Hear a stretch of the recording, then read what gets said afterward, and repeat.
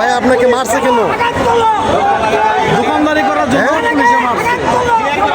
দোকানদারি ফুটপাতে দোকানদারি করার জন্য মারছে। মানে রক্ত বের করে দিচ্ছে, মালও ফেলা দিচ্ছে। আর আর আর কাউরে মারছে না শুধু আপনার একাই? আরো দু একজনকে মারছে, কিন্তু ওগুলো মানে সব ফালাই দিচ্ছে, লাঠির মধ্যে বাড়ি দিচ্ছে। আরো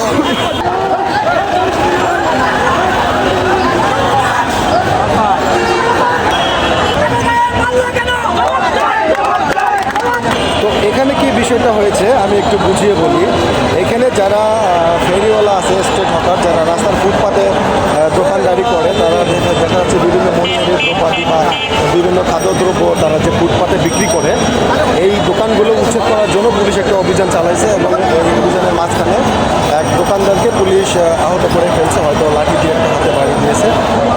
বিষয়টা এরকম হয়েছে, এরই ধারাবাহিকতা এই যে এখানকার যে হকার যারা আছে তারা কিন্তু বর্তমানে একটা